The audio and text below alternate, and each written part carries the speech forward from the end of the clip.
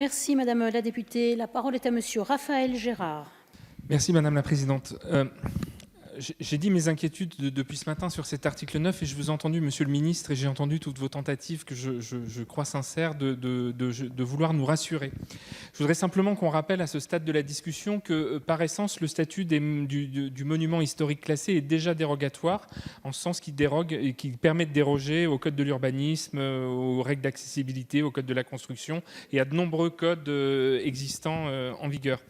Je voudrais aussi qu'on insiste sur le fait qu'on n'a encore jamais fait la démonstration que la procédure d'autorisation de travaux pouvait freiner les délais d'un chantier d'État, surtout quand il est d'une telle ampleur, puisque cette autorisation, comme je l'ai dit ce matin, est en effet délivrée par le préfet de région ou, le cas échéant, par les services déconcentrés s'il a souhaité déléguer sa signature.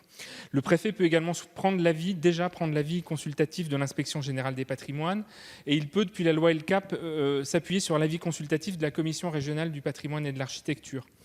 Les services du ministère de la Culture n'ont donc pas de pouvoir propre de s'opposer dans le domaine des MH et ne sont que les conseils du préfet ou du ministre. Ensuite, le délai d'instruction tel qu'il figure aujourd'hui dans le Code du patrimoine reste un délai maximum. Et quand on regarde un peu la pratique, on voit bien que ce délai est rarement atteint, qu'on est plutôt largement en dessous des délais maximums qui sont affichés dans la loi. Il existe par ailleurs déjà des procédures d'urgence qui ont permis, sur des sinistres récents, de mettre en œuvre rapidement. Et les premières actions qui ont été menées sur le monument de la cathédrale Notre-Dame ont montré qu'effectivement, on pouvait être déjà très agile et très efficace. Et enfin, les mécanismes d'autorisation de travaux sur les monuments historiques classés qui ont été récemment revus dans le cadre de la loi LCAP fonctionnent bien. Et je ne voudrais pas qu'à travers ces dérogations dont on n'a pas encore les contours, et c'est ce qui me fait aujourd'hui